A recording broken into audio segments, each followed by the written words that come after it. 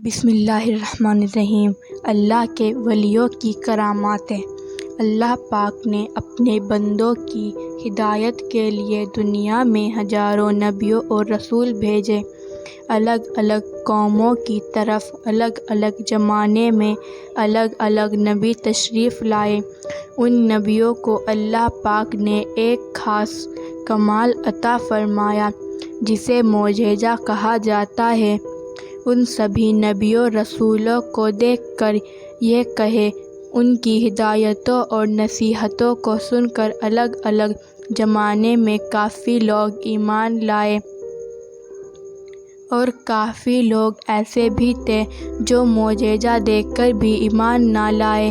ایسے لوگوں نے نبیوں کی کرامتوں، ان کے کمال کو جادو کہہ کر ٹھکرا دیا۔ ایسے لوگوں نے ایک خدا کو ماننے سے انکار کر دیا اور نبیوں رسولوں کی بتائی نصیحتوں کو نہیں مانا۔ ایسے لوگ آگے جا کر اللہ پاک کی طرف سے طرح طرح کی سزاؤں اور عذاب سے مبتلا کیے گئے۔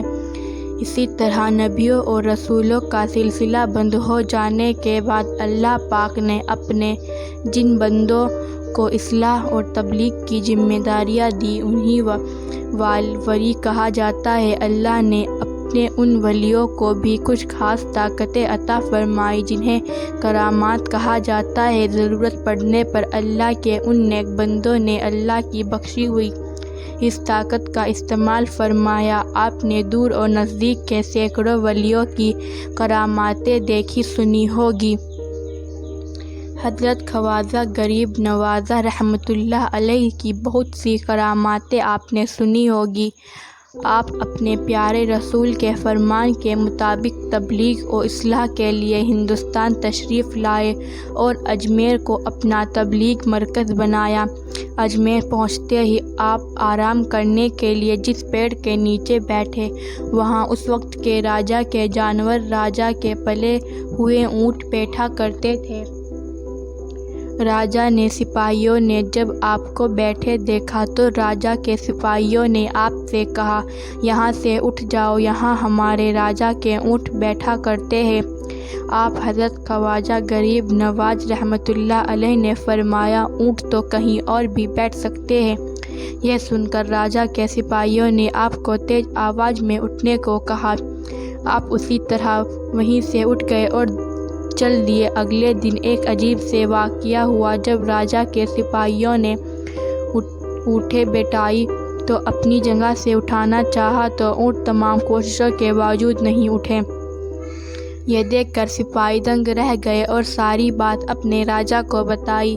راجا نے سپاہیوں کو حضرت خواجہ غریب نواز رحمۃ اللہ علیہ سے معافی مانگنے کو کہا اور کہا کہ انہیں ڈھونڈو اور ان سے معافی مانگو۔ راجا کے ایسے کہتے ہی سپاہیوں نے آپ حضرت خواجہ غریب نواز رحمۃ اللہ علیہ کو ڈھونڈ کر آپ سے ان کے کیے برتاؤ سے معافی مانگی۔ حضرت خواجہ غریب نواز رحمۃ اللہ علیہ نے اسی وقت انہیں معاف کر دیا اور کہا کہ تم جاؤ، تمہارے اونٹ اب کھڑے ہو جائیں گے۔ سپاہیوں نے جب واپس جا کر اونٹ کو اٹھانا چاہا تو اونٹ اسی وقت اٹھ گیا۔ سبحان اللہ! یہ ہے ہمارے خواجہ غریب نواز کا مرتبہ۔ حضرت خواجہ عثمان روحانی رحمۃ اللہ علیہ حضرت خواجہ غریب نواز کے پیر مرشد تھے۔ یہ وہی بزرگ ہیں جن کی خدمت میں ہمارے خواجہ غریب نواز نے اپنی جوانی کے 20 سال گزارے۔ ایک بار کی بات ہے، ایک دن آپ اپنے پیر حضرت خواجہ عثمان ہارونی رحمۃ اللہ علیہ کے ساتھ سفر میں تھے۔ سفر پر چلتے چلتے آپ دجلہ ندی کے کنارے پہنچے۔ ندی پار کرنے کے لیے کوئی کشتی نہیں تھی۔ حضرت نے فرمایا، معودین اپنی آنکھیں بند کر لو۔ پھر تھوڑی دیر بعد فرمایا، آنکھیں کھول دو۔ جب خواجہ غریب نواز نے اپنی آنکھیں کھولی تو آپ دیکھتے ہیں کہ دونوں دجلہ ندی کے پار پہنچ چکے ہیں۔ آپ نے حضرت خواجہ عثمان ہارونی رحمۃ اللہ علیہ سے پوچھا، ہم دونوں ندی کے پار کیسے گئے؟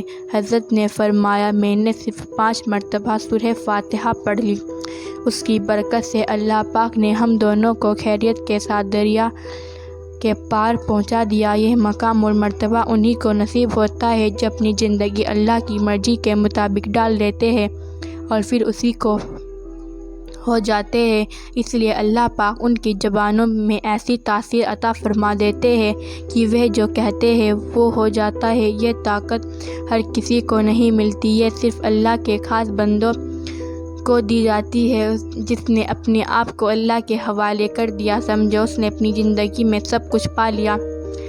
بہرحال ایسے کئی ولی اور پیر پیغمبر کی کہانیاں حدیثوں میں موجود ہیں جن کے کارنامے حیران کرنے والے ہیں۔ ہم کوشش کریں گے آگے بھی ایسے ولیوں کی کرامتیں بھی جانکاری آگے بھی دیتے رہیں گے۔